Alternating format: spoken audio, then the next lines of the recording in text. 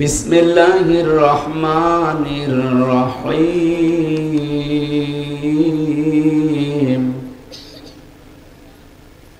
ওয়া ওয়াজাদাকা দাল্লান ফাহাদা সাদাকতা ইয়া রাব্বানা عن أبي هريرة رضي الله تعالى عنه قال قال النبي صلى الله عليه وسلم من اتبع الهدى بغير القرآن أضله الله إلى آخر الحديث رواه ابن ماجه وقال تعالى في شان رسوله وما زادهم إلا إيمانا وتسليما اللهم صل على محمد وآله وصحبه وبارك وسلم بلغ العلا بكماله كشف الدجى بجماله حسنت جميع خصاله সাল্লু আলাইহি ওয়া আলিহি আলহামদুলিল্লাহ। বাংলাদেশের ঐতিহ্যবাহী জেলা সাতক্ষীরা কলারোয়া থানার অন্তর্গত বড়ালী মডেল মাদ্রাসা হাফিজিয়া এতিমখানার আয়োজনে তহা হজ কাফেলার সৌজন্যে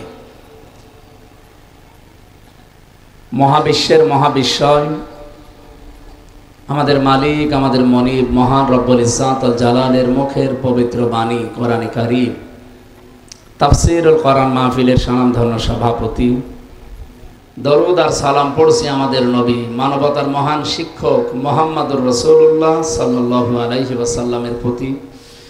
আমরা কোরআনে কারীমে ৬৬৬৬টি আয়াত এটা প্রসিদ্ধ, ৬২৩৬টি আয়াত এটা বিশুদ্ধ। এর ভেতরে মাত্র একটা আয়াত পড়েছি সূরা দোহার ৭ নম্বর আয়াত। আজকের আলোচনার বিষয় হেদায়েত কি, হেদায়েত কেন, কিভাবে, হেদায়েত কারা পাবে এবং কারা হেদায়েত থেকে বঞ্চিত হবে, এই চারটা বিষয়ের উপরে কথা বলবো ইনশাআল্লাহ। আল্লাহ যেন তৌফিক দান করে। পৃথিবীর মানুষকে আল্লাহ যা দিয়েছেন, যত দয়া দিয়েছেন মানুষের উপরে, সবচাইতে বড় দয়ার প্রমাণ দিয়েছেন আল্লাহ কোরআন নাজিল করে। এই যে গত যে মাসটা চলে গেল, মাত্র 2 দিনও হয়নি, নাম কি বলেন তো? রমজান। র মিম দোয়াদ আলিফ নুন, আপনি একবার উচ্চারণ করলে যেহেতু কোরআনে কারিমে আছে 50টা নেকি পাবেন। জবান খুলে বলেন রমজান। পুরা কোরআনের ভেতরে আল্লাহ একটা মাসের নাম দিয়েছেন, 12টা মাসের নাম আছে, কিন্তু এভাবে রমজান মুহররম সফর এভাবে নেই।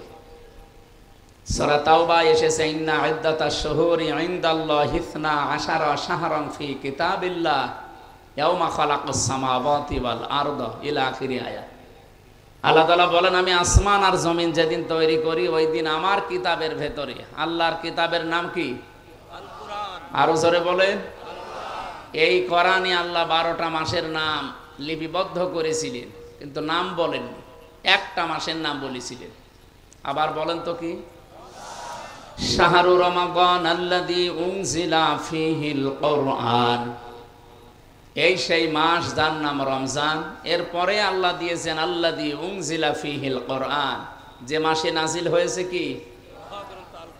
আপনি এই জন্য রমজানের সাথে সম্পৃক্ত দেখবেন 4টা জিনিস, রমজান, কোরআন, সিয়াম, তাকওয়া, একটার সাথে আরেকটা মিল করা আছে, সম্পর্কিত করা আছে, একটা বাদ দিলে আর একটা থাকে না। যেহেতু আমার রমজান কেন্দ্রিক আলোচনা না, আমরা হেদায়েত নিয়ে কথা বলবো ইনশাআল্লাহ। রমজান এসেছিল আমাদেরকে হেদায়েত দেওয়ার জন্যে, তাকওয়া অর্জন করার জন্যে। হুদাল লিন্নাস, এ কোরআন আমি দিয়েছি মানুষদেরকে হেদায়েত দেওয়ার জন্যে। অন্য জায়গায় এসেছে হুদাল লিল মুত্তাকিন, কোরআন এসেছে মুত্তাকিদেরকে হেদায়েত দেওয়ার জন্যে। আরেক জায়গায় এসেছে হুদাল্লিল মুসলিমিন, কোরআন মুসলমানদেরকে হেদায়েত দেওয়ার জন্য। কথা কয় রকম পেলাম? 3 রকম। এখন ভুলে গেলে হবে? এরকম ছাত্র হলে তো সমস্যা। ক্লাস 3 পড়ে একটা ছেলে এসে বলছে, আব্বা কি হয়েছে? পরীক্ষার রেজাল্ট দিয়েছে। রেজাল্ট দিয়েছে তো ভালো, কাদার কি হইলো, তুমি কাঁদতেছো? কথা বলে না। আরে কাদার কি হইলো বলবা তো, যে ফেল না পাস?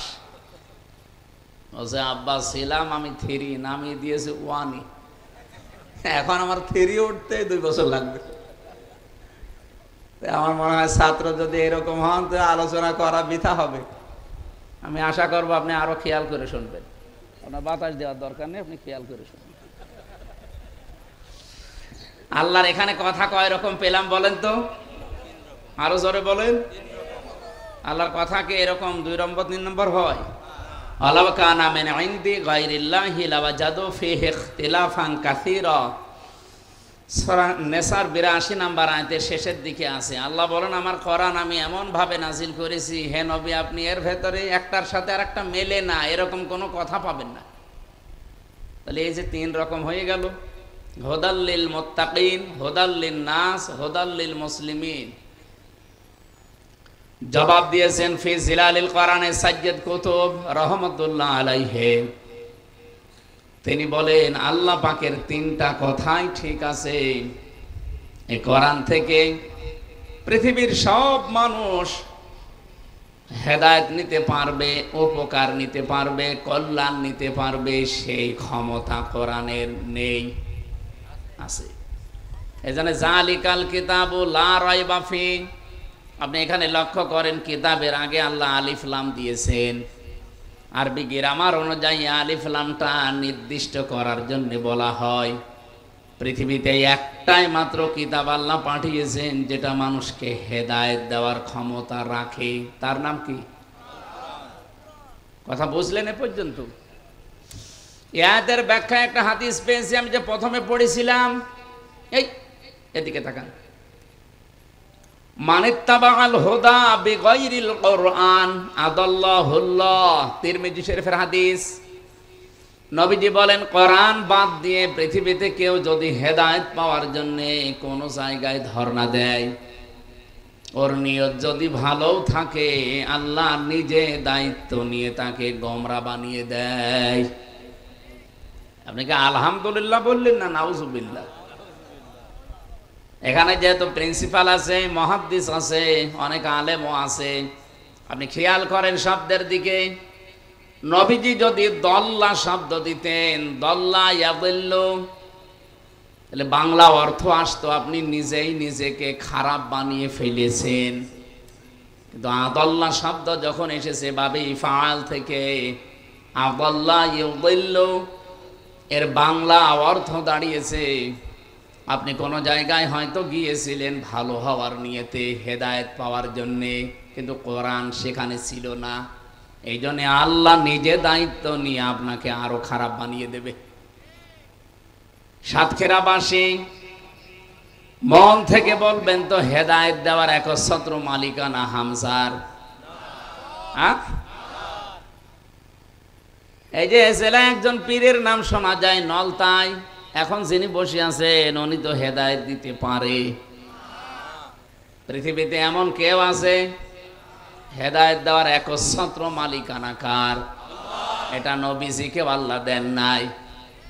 বিশ্ব নবীকে যদি আল্লাহ এটা দিয়ে দিতেন, তে আমাদের পর্যন্ত আর আসতো না। হযরতে আবু হুরায়রা রাদিয়াল্লাহু তাআলা আনহু একদিন একটা গাছ লাগাচ্ছিলেন, হঠাৎ তিনি হেসে ফেললেন। সাহাবীরা জিজ্ঞেস করেন যে গাছ লাগাচ্ছিলেন, হাসলেন কেন? হযরতে আবু হুরায়রা বলেন, এই কিছুক্ষণ আগে কোরআনে কারীমের সূরা কাসাস 56 নম্বর আয়াত নাযিল হয়েছে, ইন্নাকা লা তাহদি মান আহবাবতা ওয়ালাকিন্নাল্লাহা ইয়াহদি মাইয়াশা ওয়া আ'লামু বিল মুহতাদিন। এটা ইবনে কাসিরের ভেতরে বিস্তারিত পাবেন। আল্লাহ রাব্বুল আলামিন এখানে জানিয়েছেন, হে নবী আপনি যাকে ভালোবাসেন তাকে হেদায়েত দিতে পারেন না, বরং আমি আল্লাহ যাকে ভালোবাসি, আমি আল্লাহ যাকে চাই তাকে হেদায়েত দান করি। আর আমি আল্লাহ সবচাইতে ভালো জানি যে হেদায়েত পাবে কে। আলামু ইসমে তাফসিল দিয়েছেন। আল্লাহ পাক যেহেতু নিজের হাতে এরা রেখে দিয়েছেন, এই জন্য আমি আজকে আনন্দিত, আমি এত খুশি। যদি নবীর হাতে দিয়ে দিত তো আমি আবু হুরায়রা পর্যন্ত হেদায়েত আসতো না।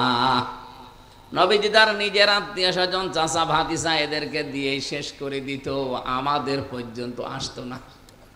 তাহলে হেদায়েত যেটা, এটা পৃথিবীর কারো হাতে আল্লাহ দেয়নি, দিয়েছেন কার হাতে? আল্লাহ নিজের হাতে। আরে ক্ষমতাটা দিয়েছেন আল্লাহ কোরআনকে, এজন্য দালিকাল কিতাব, কিতাবের আগে আলিফ লাম, এখানে 4টা ব্যাখ্যা পেয়েছি আমি। তার 1 নাম্বার ব্যাখ্যা, একচ্ছত্র মালিকানা আল্লাহ কোরআনকে দিয়েছেন, যে কোরআন মানুষকে হেদায়েত দিতে পারে। এজন্য 3টা বর্ণনার প্রথম বর্ণনা হুদাল লিন্নাস, এ কোরআন মানুষের জন্য হেদায়াত, কল্যাণ, পথ নির্দেশিকা। কোরআনে কারীম মানুষদেরকে পথ নির্দেশিকা দিতে পারবে, কল্যাণ দিতে পারবে, যারা যতটুকু কোরআন থেকে নিতে পারে। আমি এখান থেকে 2টা শিক্ষা বের করেছি। এদিকে তাকান ভাই, এই পৃথিবীতে এখন 810 কোটির উপরে মানুষ আছে। সবচাইতে বেশি মানুষ বাস করে খ্রিস্টান ধর্মে। কোন ধর্মে? আপনি একটু খেয়াল করে দেখেন তো, আমেরিকায় গণতন্ত্রের চর্চা হয়, তামাম দুনিয়ায় তারা সবক দেয়, অথচ 220 বছর, আর এদিকে প্রায় 16 বছর, কত হয়? 236 বছর চলছে। ওরা কোরআনে কারিমের হেদায়েত গ্রহণ করে না, কিন্তু কোরআন থেকে এতটুকু নিয়েছে যে রাজনৈতিক জীবনে দেখবেন কোরআনের বাইরে রাজনৈতিক জীবনে ওরা কোনো সিদ্ধান্ত এই 236 বছরে নেয়নি। আর রাজনৈতিক জীবনে আল্লাহর কোরআন কি জানিয়েছে? আর রিজালু কাওয়ামুনা আলান নিসা, এই পৃথিবীতে পুরুষ মানুষ হবে নেতা আর মেয়েরা হবে তাদের আজ্ঞাবহ। এ ঘোষণা কার? সূরা নিসা 5 নাম্বার পারার 2 নাম্বার পৃষ্ঠার 11 নাম্বার লাইনে 34 নাম্বার আয়াতের প্রথম অংশে আছে। আল্লাহ পাক বলেন পুরুষ হবে নেতা, পুরুষ হবে গাইডলাইন দাতা, আর মেয়েরা হবে তাদের আজ্ঞাবহ। এই কথাগুলো যদি আজ 54 বছর আমরা ময়দানে বলতাম, আপনাদের এই আজকের যিনি আয়োজক মুহাদ্দিস আমিরুল ইসলাম বেলালী ভাই, আমি বিশ্ববিদ্যালয়ে যখন ছিলাম ওই সময় থেকে ওনার কথা শুনতাম, আমাদের কুষ্টিয়া, চুয়াডাঙ্গা, মেহেরপুরে। উনি বলতেন কোরআনের কথাগুলো যেভাবে বলা দরকার এই স্টেজগুলোতে এভাবে না বলতে বলতে দেশের মানুষের অভ্যাস হয়েছে পুরুষ মানুষ এখন জোগালে আর বউগুলো রাজমিস্ত্রি, উল্টিয়ে গেছে। পুরুষ মানুষ হওয়ার দরকার অন্তত রাজমিস্ত্রি, আর জোগালে যদি সাহায্যকারী কেউ লাগে তো অন্তত সে হয় হোক। এখন আমরা হয়ে গেছি নিচেরটা। এই আয়াতের ব্যাখ্যায় একটা হাদিস পেয়েছি, নবীজি বলেন ক্বালান নবিয়্যু সাল্লাল্লাহু আলাইহি ওয়াসাল্লাম লা ইউফলিহা কওমুন আল্লাহু আমরাহুম ইমরাতুন, বুখারী শরীফের হাদিস। নবীজি বলেন ওই জাতি কখনো সফল হচ্ছে না, হবে না। লা ইউফলিহা, এটা মুজারে, তার আগে লান এসেছে, বর্তমান ভবিষ্যৎ, প্রেজেন্ট ফিউচার, এর আগে লাং দিলে অর্থ হয় কখনোই হবে না। এই গ্যারান্টি নবীজির, মিথ্যা হতে পারে? আজ পর্যন্ত যা বলেছে কোনো কিছু মিথ্যা হয়েছে? বলেন। উনি বললেন কখনো ওই জাতি সফল হচ্ছে না, হবে না, যে জাতির দায়িত্বে আছে কোনো নারী। আর 54 বছর আমরা এই হাদিসটা মানতে পারি নাই। আপনি 54 বছরের ভেতরে তাকান, যারা এই দেশের দায়িত্ব পালন করেছে অধিকাংশ সময় ছিল নারী। কথা বলেন এখানে। এটা যেহেতু রাজনৈতিক অনুষ্ঠান শুধু না, এটা তাফসীর মাহফিল। কোরআন আর হাদিস থেকে যা বলছি মেনে নিন, কাজে লাগবে। ওরা গণতন্ত্রের বলি ছড়ায়, তামাম দুনিয়ার মানুষকে শিক্ষা দিয়ে বেড়ায়, অথচ আজ পর্যন্ত রাজনৈতিক জীবনের দিকে তাকান, তারা এখনো পর্যন্ত এই 236 বছরের ইতিহাসে আজও কোনো নারীকে তারা প্রধানমন্ত্রী বানায়নি। বানিয়েছে ডোনাল্ড ট্রাম্পের মতো একটা, যাই হোক, এইরকম মানুষকে তারা ভোট দিয়ে প্রধানমন্ত্রী বানিয়েছে, কিন্তু কমলা হ্যারিসের মতো একেবারে শিক্ষিতা মহিলা তাকে কিন্তু দায়িত্ব দেয়নি। ওরা জাতে মাতাল হলো তাহলে ঠিক আছে, আর আমরা জাতেও মাতাল তালেও মাতাল। সুতরাং এই মাতলামি করা যাবে না। সামনে থেকে কোরআনের হেদায়েত ওরা নিয়ে দেখেন আজ দাঁড়িয়ে গেছে পৃথিবীতে। আমরা 54 বছরও দাঁড়াতে পারলাম না। মালয়েশিয়া ছিলাম কয়েকদিন আগে, ওরা 2004 সাল থেকে ওরাও দাঁড়িয়ে গেছে। ওরা যারেই দেয় অন্তত সে পুরুষ মানুষ হোক। মাহাতির মোহাম্মদের আগে যারা ছিল, পরে যারা, সবগুলোই কিন্তু পুরুষ, কোনো মহিলাকে দায়িত্ব দেয় না। পৃথিবীর যেখানে যেখানে তাকান কোনো মহিলা নেই, পুরুষ মানুষ দায়িত্বে আছে, তারা দাঁড়িয়ে যায়। আমরা দাঁড়াতে পারি না রসুলের এই হাদিসের বাইরে যাওয়ার কারণে। আর কোরআনের হেদায়েত পৃথিবীর মানুষ যতটুকু নেবে ততটুকু উপকার পাবে। 2 নম্বরে হুদাল্লিল মুসলিমিন, মুসলমানেরা এখান থেকে উপকার পাবে। হ্যাঁ, মুসলমান যতটুকু নিয়েছে ততটুকু উপকার পায়। এ বিশ্বে আজ 100 ভাগ কোরআনের 500 আইন রাষ্ট্রীয়ভাবে কায়েম আছে। কোন দেশে আছে কিনা আমার জানা নেই। আফগানিস্তানে থাকতে পারে, সৌদি আরবে 70 ভাগ আছে, 30 ভাগ নেই।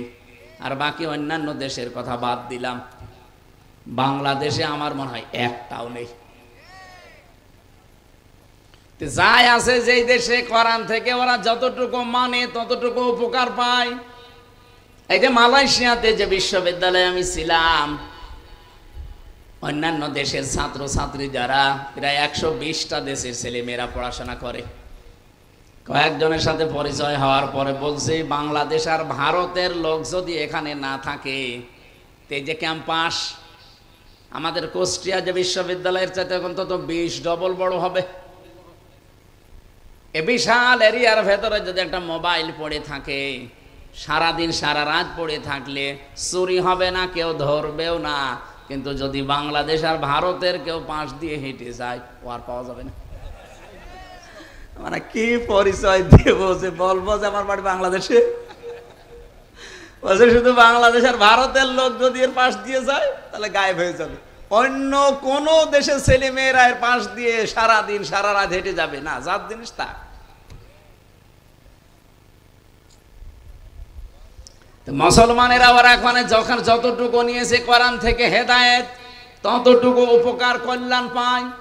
3 নম্বরে সবচাইতে বেশি কল্যাণ উপকার পাবে কোরআন থেকে বেশি হেদায়েত লাভ করার যোগ্য হবে তারা, হুদাল্লিল মুত্তাকিন, যারা মুত্তাকি। কি এখানে হুদান শব্দটা হাদিন ইসমে ফাইল, ইসমে ফাইল থেকে যদি আসে ইউফিদু মানা ইসমে ফাইল। ইসমে ফাইল অর্থ দেয় যে 4টা বিষয় আমি আয়াতের ভেতরে নোট করতে পেরেছিলাম তাফসীর থেকে। মুত্তাকিদেরকে আল্লাহ কোরআনের মাধ্যমে হেদায়েত দান করবে। এখন মুত্তাকি যদি আপনি না হতে পারেন, পরিপূর্ণ কোরআনের হেদায়েত আপনার দ্বারা পাওয়া সম্ভব না। মুত্তাকি কাকে বলে? হেদায়েত পেয়ে মানুষ যে মুত্তাকি হবে, এ মুত্তাকি কাকে বলে? যে চলে গেল রমজান আমরা মুত্তাকি হওয়ার জন্যই পেয়েছিলাম, কিন্তু হতে পারিনি। কারণ 4টা বিষয় যদি কেউ না মানে, সে কোরআন থেকে হেদায়েত নিয়ে মুত্তাকি হতে পারবে না। এদিকে তাকান, এতদিন যেভাবে শুনেছেন ওইভাবে না। তাকওয়া 4টা জিনিসকে বলা হয়। আমার মতো জব্বা গায়ে দিলে, সুন্দর টুপি মাথায় দিয়ে, হাতে কোরআন শরীফ নিয়ে, তাসবিহ নিয়ে, পাগড়ি মাথায় দিয়ে আসলে মুত্তাকি হয়ে যাবে। এটা হচ্ছে লিবাসুল উলামা বলা হয়। আমরা শুধু লিবাস কেন্দ্রিক মুত্তাকি বুঝি বাংলাদেশ, ভারত আর পাকিস্তানে, কিন্তু তাকওয়া যেটা যেটা অর্জন করার জন্য 4টা বিষয় মাস্ট বি, লাগবেই। 1 নাম্বার আল খাউফ মিনাল জালিল, আল্লাহকে যেভাবে না দেখে আপনি বিশ্বাস করেন ওইভাবে না দেখে ভয় করা লাগবে। 2 নম্বরে আল আমালু বিত-তানজিল, কোরআন কেন্দ্রিক দুনিয়ায় আমল করা লাগবে। ও সাতক্ষীরাবাসী আর একটু খেয়াল করে বলেন তো, কোরআনের আমল কয়টা? 500। কয়টা? এখানে শুধু আমার মনে হয় আলেমরা ছাড়া আমরা যারা আছি 500 না 5টাও বলতে পারবো না। অথচ কোরআনের আমল যদি আপনি করেন আপনি মুত্তাকি হবেন, এর নাম তাকওয়া। 3 নম্বরে আল কিনায়াতু বিল কলিল, অল্পে তুষ্ট থাকা লাগবে। এই অভ্যাসটা আজ আমাদের ভেতরে নেই। এই 54 বছরে যারা দায়িত্বে ছিল অল্পে তুষ্ট থাকা লাগবে গুণ যদি আমরা অর্জন করতে পারতাম, এই দেশ মালয়েশিয়ার মতো দাঁড়িয়ে যেত, দুর্নীতি হতো না। ওই দেশে আমি আর যাই পেয়েছি না পেয়েছি, একটা জিনিস আমার খুব ভালো লেগেছে, ওখানে যদি কেউ খাদ্যে ভেজাল দেয়, যদি খাদ্যে ঔষধ মেশায়, ফরমালিন দেয়, যদি ধরা পড়ে কোনো বিচার নেই, সঙ্গে সঙ্গে মেরে ফেলবে। অথচ বাংলাদেশে এই যে আব্দুল জব্বার মন্ডল, আমার কুষ্টিয়া বিশ্ববিদ্যালয়ের বড় ভাই, উনি ম্যাজিস্ট্রেট। ঢাকাতে দেখতেছি বিভিন্ন দোকানে, এই যে সারা রমজান গেল দেখলাম, ধরছে, ধরার পরে উনি জরিমানা দিচ্ছে অথবা জেল ডেকে দিচ্ছে, জেলে যাচ্ছে। কি হচ্ছে, 2 মাস 3 মাস 5 মাস পরে বের হয়ে যা খরচ হয়েছিল 10 ডবল আবার তুলতেছে। কিন্তু এটা যদি ওই রকম নিয়ম করতাম যে খাদ্যে ভেজাল দিলে কোনো বিচার নেই, কোনো হিসাব নেই, সঙ্গে সঙ্গে মেরে ফেলা লাগবে, এ বাংলাদেশে একদিনেই ভেজাল মুক্ত খাবার আমরা পেয়ে যেতাম।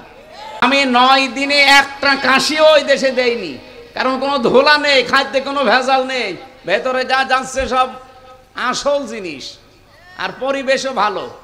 তো আমি কাশি দেবো কি করে? আর এই 8-9 দিন এসেছি, কাশির তো শেষ নেই। ঔষধ কি, ফার্মেসি কি, কোথায় আছে ডাক্তার, আমি খোঁজও নেইনি, কারণ লাগেই নাই। আর এখানে এসে 8-9 দিনে আমার মনে হয় ওই 9 দিনেরও কাফারা চলছে। এই জন্য আমাদের 3 নম্বরে অল্পে তুষ্ট থাকা লাগবে। আপনি যদি তাকওয়া অর্জন করতে চান, অবশ্যই মাস্ট বি এই বিষয়টা আমাদের খেয়াল রাখতে হবে। বাংলাদেশে এটা নেই, এই জন্য এক একজন দেখেন 36,000 কোটি টাকার মালিক হয়েছে। এটা দরবেশের মতো একটা মানুষ, ওর মাথার চুল থেকে পায়ের স্যান্ডেল পর্যন্ত পুরাটা সাদা না, এটা তো উপরের বিষয়, ভেতরেও সাদা।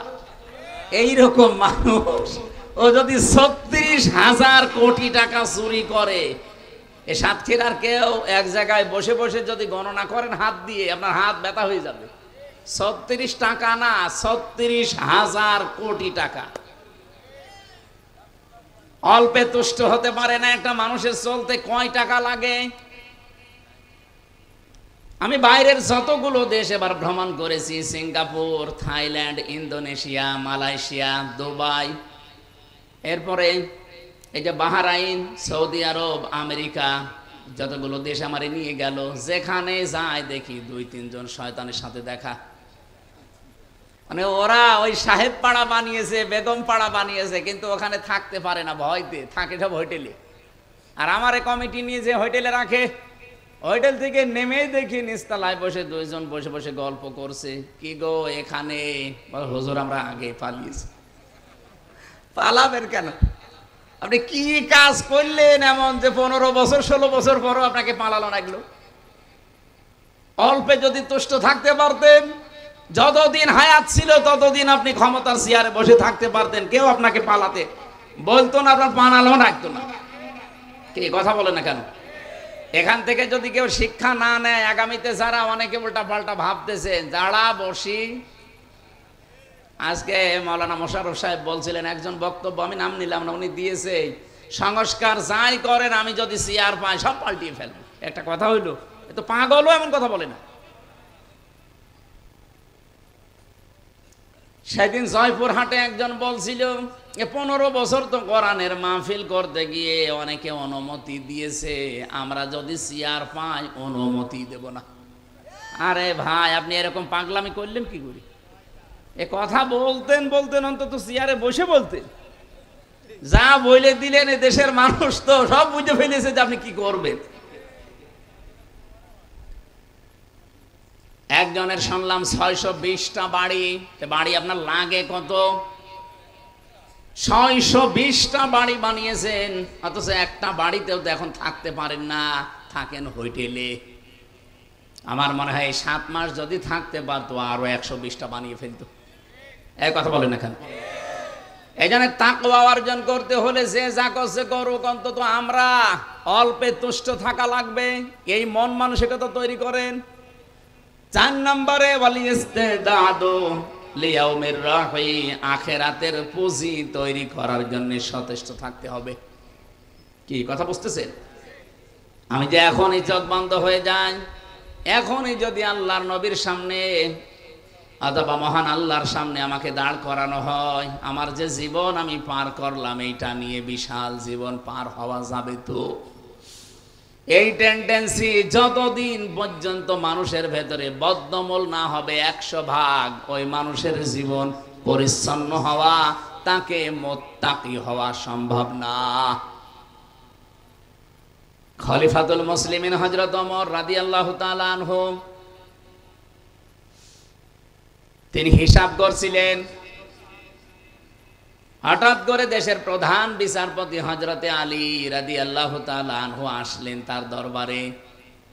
সালাম দেওয়ার পরে হযরতে খলিফা জিজ্ঞাসা করে, প্রধান বিচারপতি সাহেব, আপনি এসেছেন নিজের ব্যক্তিগত কোনো কাজে নাকি রাষ্ট্রের কাজে? যেহেতু আমি দেশের প্রেসিডেন্ট আর আপনি দেশের প্রধান বিচারপতি, তাহলে অবশ্যই রাষ্ট্রের কোনো কাজে আসবেন। হযরতে আলী ডাক দিয়ে বলে, খলিফা না, আমি এসেছি আমার পারিবারিক একটা জিনিসের সমাধান নেওয়ার জন্যে। হযরত ওমর যে হিসাব করছিলেন, সঙ্গে সঙ্গে বাতিটা লিভিয়ে দিলেন। মনের ভেতরে একটু দুঃখ লেগেছে প্রধান বিচারপতির। কি, আমি দেশের প্রধান দায়িত্বে আছি, আমি এসেছি এই দেশের রাষ্ট্রপ্রধানের কাছে, উনি আমার সম্মানে বাতি যা ছিল আরো জ্বালিয়ে দেবে না, যেটা জ্বালানো ছিল ওইটাও লিভিয়ে দিল আমার মুখের উপরে, আমার সরাসরি অপমান। হযরত ওমর বিষয়টা টের পেয়ে বললেন, প্রধান বিচারপতি আলী, আমি কিন্তু প্রথমে আপনাকে জিজ্ঞাসা করেছিলাম যে আপনি এসেছেন রাষ্ট্রের কাজে না ব্যক্তিগত কাজে। আপনি নিজেই বললেন যে আমি ব্যক্তিগত কাজে এসেছি। আমি তো হিসাব করছিলাম রাষ্ট্রের, জনগণের টাকায় দিয়ে এই যে তেল কেনা, এইটা আমি জনগণের হিসাব করছিলাম।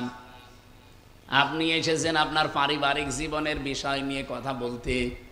আমি যদি এখন জনগণের এই টাকা দিয়ে কেনা তেল পোড়াতেই থাকি আর আপনার সাথে পারিবারিক জীবন নিয়ে কথা বলি, এটা তো আমানতের খেয়ানত হয়ে যাবে। কিয়ামতের দিন আমি ধরা খেয়ে যাব।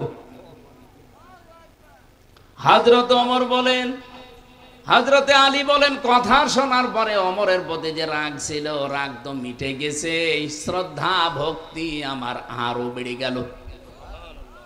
আমি এখান থেকে একটা শিক্ষা পেয়েছি। এই বাংলাদেশে 1628 জন মানুষ দায়িত্বে ছিল। এই মানুষগুলো যদি হযরতে ওমরের এই টেন্ডেন্সি নিয়ে বাংলাদেশটা চালাতো, আল্লাহর কসম এই দেশটা 16 দিনে দাঁড়িয়ে যেত। শুধু পোশাকে আশাকে আমাদের এই দেশে বাংলাদেশ, ভারত, পাকিস্তানে তাকওয়া আমরা মনে করি যে বিশাল তাকওয়াবান বুজুর্গ হয়ে গেছে, বিশাল মুত্তাকি। তো মুত্তাকি তো হওয়া লাগবে অন্তর থেকে। এই 4টা বিষয় যত বেশি আপনার ভেতরে পাওয়া যাবে যে আমি আখিরাতের জন্য সচেষ্ট হয়ে গেছি, আমার জবাবদিহিমূলক আচরণ তৈরি করা লাগবে, আপনি মনে করবেন আল্লাহর দরবারে সব চাইতে বেশি সম্মান আপনার। ইন্না আকরামাকুম ইনদাল্লাহি আতকাকুম। তার জীবনীতে পড়ছিলাম, এই যে আখিরাতের পুঁজি তৈরি করা, রাসূলের সামনে নিজের জীবন, আল্লাহর সামনে নিজের জীবন, আমি যে হিসাব দেওয়া লাগবে আমার, এই কথাটা যত বেশি বদ্ধমূল হবে আপনার ভেতরে, আপনার জীবন তত বেশি পরিষ্কার হবে। এটা হযরত ওমরের জীবন থেকে পেয়েছি। হযরত ওমর তার সন্তানটা ভর্তি করে দিলেন মাদ্রাসায়, আব্দুল্লাহ ইবনে ওমর রাদিয়াল্লাহু তাআলা আনহুমা। ওই মাদ্রাসায় পড়ছিল হযরতে হুসাইন, প্রধান বিচারপতির ছেলে, হযরতে আলীর ছেলে। বারবার টেবিলের ওপর থেকে কলম ফেলে দেয়, বলে তুলে দাও। 1 বার 2 বার 3 বার তুলে দেওয়ার পর উনি বলে ফেললেন যে তুমি বারবার কলম ফেলে দাও, আমারে তুলতে বলো, আমি কি তোমার খাদেম চাকর? হযরতে হোসাইন ডাক দিয়ে বলেছেন, আব্দুল্লাহ তুমি শুধু চাকর না, খাদেম না, তুমি খাদেমের বাচ্চা। খাদেম, দেশের প্রেসিডেন্টের ছেলেকে যদি একটা তার নিচের কোন মানুষ এই কথা বলে যে তুমি শুধু খাদেম না, খাদেমের বাচ্চা, চাকরের বাচ্চা, মেজাজ এমনি খারাপ হয়ে গেছে। বাড়িতে যে বলছে, আব্বা আমি আর মাদ্রাসায় যাব না। কেন? আমাকে গালি দিয়েছে, যদি তুমি এই অপমানের প্রতিশোধ না নাও, বিচার না করো। হযরত ওমর বিচক্ষণ ছিলেন, ডাক দিয়ে বলেন, সন্তান বিচার এখন না, জমার দিন হাজারো মানুষ আসবে, ওই দিন সবার সামনে বিচার হবে। তিনি জমার খুতবা দিচ্ছিলেন, হঠাৎ দাঁড়িয়ে বললেন, এখানে হোসাইন আছে? বলে হ্যাঁ। সামনে আসো। তুমি আমার সন্তান আব্দুল্লাহকে খাদেমের বাচ্চা, খাদেম বলে গালি দিয়েছো? হ্যাঁ। কেন দিলে? হযরত হোসাইন দাঁড়িয়ে বললেন, খলিফা বুকে হাত দিয়ে বলেন তো, আপনি কি আমার নানার খাদেম ছিলেন না? হযরত ওমরের কথা বন্ধ হয়ে গেছে। ডাক দিয়ে বলে, হোসাইন তাই তো, এ কথা আমি তো এভাবে চিন্তা করি না, আমি তো আসলে তোমার নানার খাদেম ছিলাম। তুমি যে কথাটা বললে এটা কি লিখে দিতে পারবা? কাগজ কলম নিয়ে আসেন। খেজুরের পাতা নিয়ে এসেছে, ওখানে লিখে দিলেন, ওমর আমার নানার খাদেম ছিল, আমি দেখেছি, ইতি হোসাইন ইবনে আলী। সই করে দিলাম, যান। কাগজটা হাতে নিয়ে হযরত ওমর চুমা খেলেন। ডাক দিয়ে বলে, নবীর সাহাবীরা, বিচার হয়ে গেছে। ছোট মানুষ আব্দুল্লাহ তো বোঝে না, বলে বাবা তুমি তো বিচার শুরু করলে না, কিভাবে হয়ে গেল? হযরত ওমর বলে, সন্তান যা বিচার করেছি শুধু দুনিয়া না, মরণের পরেও কাজে লাগবে। আমি যখন মারা যাবো এই কাগজটা আমার কাফনের ভেতরে দিয়ে দিও। কিয়ামতের দিন যখন আমাকে আল্লাহ দাঁড় করাবে, আমার জীবনের কিছু যদি আল্লাহর ভালো না লাগে, অন্তত এই কাগজটা আল্লাহকে দেখাবো, ডাক দিয়ে বলবো, রব্বুল আলামিন কাগজটার দিকে একটু তাকাও, তোমার নবীর নাতি নিজে লিখে দিয়েছে আমি নাকি নবীর খাদেম ছিলাম।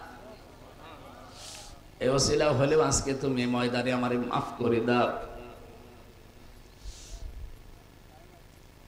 চারটা জিনিসের নাম আমি তাকওয়া বলছিলাম। এক নম্বরে আল খাউফু মিনাল জালিল, দুই নম্বর আল আমালু বিত-তানজিল, তিন নম্বর আল কিনায়াতু বিল কলিল, চার নম্বর আল ইস্তিদাদু লিয়াউমির রাহি। এই চারটা বিষয় যতক্ষণ আমাদের ভেতরে না আসবে, রমজান না অন্য কিছু আসলেও আপনি তাকওয়া অর্জন করতে পারবেন না। সুতরাং এই জায়গা থেকে আমাদের সিদ্ধান্ত নেওয়া লাগবে। গুরুত্বপূর্ণ একটা মাস আমরা অলরেডি পার করে ফেলেছি, শাওয়াল মাসে আছি। কি মাসে? বলেন বলেন। সুতরাং কোরআন থেকে পরিপূর্ণ হেদায়েত পেতে হলে কয়টা শর্ত বললাম? চারটা। আরো জোরে বলেন। আল্লাহ পাক আমাদের সবাইকে যেন এখন থেকে সচেষ্ট হওয়ার তৌফিক দেন, বলেন আমিন। তাহলে আমরা কোরআন শুনতে এসেছি, এ কোরআন হুদাল্লিল নাস, হুদাল্লিল মুসলিমিন, হুদাল্লিল মুত্তাকিন, তিনটা কথাই ঠিক আছে না? কি কথা বলেন না কেন? কোরআন পৃথিবীর সব মানুষকে হেদায়েত দিতে পারে। ওয়া আলাল্লাহি কাসদুস সাবিলি ওয়া মিনহা জাইর ওয়ালাউ শাআলা হাদাকুম আজমাইন। সূরা নহল 9 নম্বর আয়াতে আল্লাহ জানিয়েছেন, এই পৃথিবীতে অসংখ্য বাঁকা পথ তৈরি করা আছে, এর ভেতরে সোজা পথ বলে দেওয়ার দায়িত্ব আমি আল্লাহ নিয়েছি। যদি আমি আল্লাহ ইচ্ছা করতাম পৃথিবীর সব মানুষকে হেদায়েত দিয়ে দিতে পারতাম। সে ক্ষমতা আল্লাহ কোরআনকে দিয়ে পাঠিয়েছেন। এই জন্য কোরআনের নাম হুদাল্লিল নাস। 2 নম্বরে হুদাল্লিল মুসলিমিন, 3 নম্বরে হুদাল্লিল মুত্তাকিন। আমরা যেহেতু রমজানের পরে এসেছি কোরআনে কারিম শোনার জন্য, আর হেদায়েতের মহান বানিয়ে কোরআন, সে কোরআন থেকে আলোচনা শোনার জন্য যারা বসে আছেন, আজকের আলোচনার বিষয় যেহেতু হেদায়াত, আমরা এবার আরম্ভ করছি সূরা দুহা। কোন সূরা? 7 নাম্বার আয়াত, একটা মাত্র আয়াত পড়েছি। রাব্বুল আলামিন বলেন ওয়াজাদাকা যাল্লান ফাহাদা। হে নবী, আপনাকে আমি পথ সম্পর্কে অনবহিত পেয়েছি। আপনি পথ কিন্তু খুঁজছিলেন, অনুসন্ধান করছিলেন। ফাহাদা, আমি আল্লাহ আপনাকে পথের সন্ধান দিয়ে দিয়েছি। বলেন সুবহানাল্লাহ। কোন আয়াতের তাফসীর যদি পড়তে হয়, করতে হয়, শোনাতে হয়, এর মূল নীতি আছে 13টা। উসুলে তাফসীরের যে মূল নীতিগুলো আমরা পেয়েছি, তার আগের আয়াত, পরের আয়াত, বা আগের সূরা পরের সূরার সাথে রিলেটেড কি আছে, সম্পর্ক কি আছে, এটা আগে জানা লাগে। আপনি এর আগে সূরা লাইলের ভেতরে দেখবেন আল্লাহ রাব্বুল আলামিন হেদায়েতের ব্যাপারে কথা বলতে গিয়ে জানিয়েছেন ইন্না আলাইনা লাল হুদা ওয়া ইন্না লানা লাল আখিরাতা ওয়াল উলা। বলেন আল্লাহু আকবার। 12 এবং 13 নাম্বার আয়াতে আমরা পেয়েছি আল্লাহ পাক বলেন অবশ্যই আমার দায়িত্ব হেদায়েত করা। হেদায়েত করা দায়িত্ব কার? প্রথম এবং শুরু, দুনিয়া এবং আখিরাতের সব বিষয় আমি আল্লাহর জন্যে। তাহলে হেদায়েত দেওয়ার মালিক যেহেতু আল্লাহ, বিশ্ব নবীকে আল্লাহ পাক জানিয়েছেন আপনি কিন্তু পথ সম্পর্কে অনবহিত ছিলেন, পথ আপনি খোঁজ করছিলেন যে হেদায়েতের পথ কোনটা। মা তাদরি মাল কিতাব ওয়ালাল ঈমান ওয়ালাকিন জাআলনাহু নূরান নাহদি বিহি মান নাশাউ মিন ইবাদিনা। হে নবী, আপনি ঈমান কি, কিতাব কি কিছুই জানতেন না, আমি আল্লাহ আপনাকে জানিয়েছি। ঈমান কাকে বলে, কিতাব কাকে বলে, এখান থেকে কয়েকটা বিষয় আমরা তাফসিরে বের করেছি। এই এদিকে তাকান, আপনি কোরআন শুনতে এসেছেন না? কোন দিকে তাকাচ্ছেন? ওয়ালাকিন জাআলনাহু নূরান নাহদি বিহি মান নাশাউ মিন ইবাদিনা। রাব্বুল আলামিন জানিয়েছেন হে নবী, আপনি ঈমান কি, কিতাব কি কিছু জানতেন না, আমি আপনাকে এগুলো জানিয়েছি। তার মানে কিতাব এই শব্দটার দ্বারা আল্লাহ বোঝাতে চেয়েছেন কিতাবের ভেতরেই হেদায়েত। কিতাব যতদিন রাসূলুল্লাহ পাননি ততদিন তিনি হেদায়েতের পথ খুঁজছিলেন। হেদায়েতের পথ সম্পর্কে তিনি অনবহিত ছিলেন, তিনিও জানতেন না হেদায়েতের পথ কোনটা। যখন তিনি পেয়েছেন কোরআন, তখন হেদায়েতের পথ কোনটা ওইটা তিনি তখন জেনে ফেলেছিলেন, আল্লাহ তাকে জানিয়েছে। তার মানে হেদায়েত পেতে হলে মাস্ট বি আপনাকে কোরআনের কাছে আসা লাগবে। কি কথা বোঝা গেছে? হেদায়েত সবচাইতে বড় নিয়ামত এই পৃথিবীতে আল্লাহর পক্ষ থেকে। যত নিয়ামত আল্লাহ মানুষকে দিয়েছেন, সবচাইতে বড় নিয়ামতের নাম হেদায়েত। এটা না পেলে মানুষ জান্নাত। বলেন বলেন। আর এটা পাওয়ার জন্য যেটা মাধ্যম আল্লাহ দিয়েছেন তার নাম কোরআন।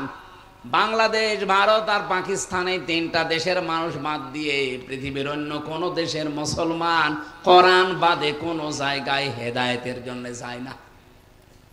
আমি বিশ্বের বহু দেশ এই ছোট বয়সে আল্লাহ আমারে ঘুরিয়েছে, আমি মুসলমান অমুসলমান যাদের সাথে মিশেছি, কোরআন বাদ দিয়ে হেদায়েত পাওয়ার জন্য পৃথিবীর কোন দেশের মানুষ অন্য কোন জায়গায় যায় না। শুধু বাংলাদেশে, ভারতে আর পাকিস্তানে 3টা দেশে পেলাম এরা হেদায়েত পাওয়ার জন্য কোরআন বাদ দিয়ে অন্য জায়গায় যায়। মাছের বাজারে কেউ যদি,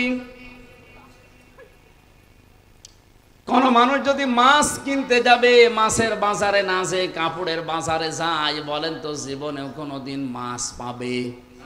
আরো আসতে বলেন। এই সহজ কথাটা যেভাবে বুঝে ফেললেন, আজকে থেকে সিদ্ধান্ত নিয়ে বাড়ি যাওয়া লাগবে। আমি রাজনীতির গন্ধ খুঁজবেন না। মানিত্তাবাল হুদা বিগাইরিল কোরআন আদাল্লাহুল্লাহ। কোরআন যেখানে নেই, ভালো হওয়ার নিয়তেও যদি চান, আপনাকে গোমরা বানিয়ে দেবে। হামজা কে? আল্লাহ। আদাল্লাহুল্লাহ সরাসরি ফাইল আল্লাহ নিজে। আল্লাহ নিজে বলেন আমি তোকে গোমরা বানিয়ে দেব।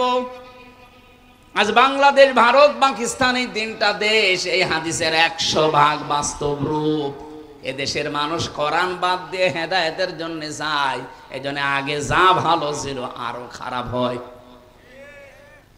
আমার কুষ্টিয়ার লালনের মাজারে যারা যান, ভালো হওয়ার নিয়তে যান, খারাপ হওয়ার নিয়তে কেউ এই সাতক্ষীরা, যশোর, খুলনা থেকে কেউ যায় না। যারা যায় এই খান জাহানের মাজারে যারা যায়, এই যে বাগেরহাটের মানুষ বসে আছে, কেউ খারাপ হওয়ার নিয়তে যায় না। কিন্তু যাওয়ার পরে দেখে কোরআন সেখানে নেই, কোরআনের নিয়ম নীতি নেই। এই জন্য মানুষ ভালো হওয়ার নিয়তে গেলেও আরো খারাপ হয়। কি কথা বলেন এখানে? বাংলাদেশে একটাই মাত্র জায়গা আছে নিরাপদে গাঁজা খাওয়া যায়, লালনের মাজার। আরো পুলিশ পাহারা দিয়ে খাওয়ায়। গাঁজা খাওয়ার জন্য মানুষকে আমরা দেখেছি, তাদেরকে ধরে জেলে দেওয়া হয়। আমার সাথে নিস্তালা একজন ছিল গাঁজাখোর, ও দেখি গাঁজার গাছ লাগিয়েছে ভেতরে। জেলার একদিন এসে বলছে, "ওই, তোরে পুলিশ ধরে দিয়েছে জেলখানায় গাঁজা খাওয়ার জন্য, আর ভেতরে এসে তুই গাঁজার গাছ লাগালি, পেলি কোথায়?" বলছে, "স্যার, আমাকে কোর্টে নিয়ে গিয়েছিল মামলার হাজিরা দিতে, আমারও তো বন্ধু বান্ধব আছে। আসার সময় ওরা গাঁজার পোটলা দিয়েছিল, ওই একটা নিয়ে গাঁজার বীজ, ওইটা আমি মুখের ভেতরে নিয়েছিলাম। জেলখানায় ঢোকাতে হলে, বের করতে হলে মেশিনে তুলে স্ক্যান করে পুরা শরীর, এমন জায়গায় রেখেছি মেশিনে ধরা পড়েনি। ভেতরে আসার পরে বোতলের মুখ কেটে ওর উপরে মাটি দিয়ে এই গাঁজার বীজগুলো দিয়ে পানি দিয়েছি। 2 মাসে দেখেন কত বড় হয়েছে।" জেলার হিন্দু তো দেবদুলাল, ও ডাক দিয়ে বলছে, "এই, তোর আমি কোথায় দেব? তোর তো এখন স্বর্গে দেওয়া লাগবে। পৃথিবীতে একটাই মাত্র জায়গা আমার মনে হয় আছে, যেটা বাংলাদেশের কুষ্টিয়ার লালনের মাজার, যেখানে পুলিশ পাহারা দিয়ে আরো গাঁজা খাওয়ায়। অথচ মানুষ সেখানে যায়, কেউ খারাপের নিয়তে যায় না, সব ভালো হওয়ার নিয়তে যাচ্ছে। ভালো হচ্ছে না খারাপ হচ্ছে? আমি এখান থেকে যেটা বলতে চাই, বারবার আমি সেই গোড়ায় আসতেছি এ কারণে যে আজকে থেকে শুধু এখানে আসা না, সিদ্ধান্ত নেওয়া লাগবে কঠিন ভাবে। কোরআন যেখানে নেই, ওই দরবার যদি আমার বাবাও তৈরি করে, ওই দরবারে আমি নেই। কারণ ওখানে থাকলে আমাকে খারাপ বানাবে কে? কি আমার বাবা খারাপ বানাবে? বলেন বলেন, কে? 48,000-এর উপরে দেশে দরবার চলছে, বিভিন্ন নাম নিয়ে গুলো চালাচ্ছে, কিন্তু বাস্তবতা এইটাই, কোরআন নেই। এই জন্য হাজারো মানুষ সেখানে যাওয়ার পরে ভালো হওয়ার পরিবর্তে আরো খারাপ হয়ে যাচ্ছে। আপনারা যখন সিদ্ধান্ত নিয়েই ফেলেছেন যে কোরআন যেখানে নেই ওখানে আমি আর যাব না, বাংলাদেশে যেই দলের কর্মসূচিতে কোরআন নেই, ওই দলের প্রতিষ্ঠাতা যদি আমার বাবাও হয়, আমি ওই দলে আর নেই। এটা অত জোরে বলার দরকার নেই, দিনকাল এখনো ভালো না, একটু আস্তে বলে। এটা মানা যাবে? কারা কারা সত্যিই মানবেন আজকে থেকে? তারা হাত তুলবেন। আন্দাজ হাত তুলবেন ভাই, দেখেন তো হাত তোলেনি কে? আজকে ধরা পড়ে গেছে। দেখেন হাত তোলেনি কে? আশপাশে তাকান তো। মাহফিল সাকসেস হয়ে গেছে, আলহামদুলিল্লাহ। এখন যদি সব বাড়ি চলে যান কোনো অসুবিধা নেই, যান বাড়ি চলে যান। কারণ কোরআন যেই দলে নেই, যেই দলের কর্মসূচিতে কোরআন নেই, ওই দল যদি আমার বাবাও তৈরি করে, আমি ওখানে থাকলে আমাকে খারাপ বানাবে কে? আল্লাহ। আমার হয়তো নিয়ত ভালো আছে যে আমি ভালো হব, কিন্তু আমাকে ভালো থাকতে দেবে? আমাকে ভালো থাকতে দেবে না কে? দেখেছেন কত বড় কঠিন কথা। সিদ্ধান্ত শুধু পীরের দরবার না, রাজনৈতিক দলগুলোকেও বলছি, বাঁচতে চান, কোরআন নেই, ওই দলে থাকবেন না। এই কথা বলে না কেন? হযরত জুনদুব রাদিয়াল্লাহু তাআলা আনহু থেকে বর্ণিত, এই যে সূরার নামকরণের ভেতর আমি পেয়েছি সূরা দোহা। বিশ্ব নবীর কাছে প্রায় কেউ লিখেছে 17 দিন, কেউ লিখেছে 20 দিন, কেউ লিখেছে 40 দিন। ওহি আসা বন্ধ হয়ে গিয়েছিল, তিনি অসুস্থ ছিলেন। একবার তিনি ইনশাআল্লাহ শব্দটা বলেননি, রব্বুল আলামিন সূরা কাহফের 34 নম্বর আয়াত নাযিল করে তাকে আল্লাহ ধমকের সুরে বলেছিলেন, ওয়ালা তাকুলান্না লিশাইইন ইন্নী ফাইলুম যালিকা গাদা ইল্লা আইয়াশা আল্লাহ। বলেন আল্লাহু আকবার। হ্যাঁ নবী, আপনি আগামীকালের জন্য কোন কাজের ইরাদা যদি করেন ইনশাআল্লাহ আগে বলবেন। এখান থেকে উম্মতের জন্য শিক্ষা, আগামীতে যাই করা লাগবে শব্দ প্রথম চয়েস করা লাগবে কি? আরো জোরে বলেন।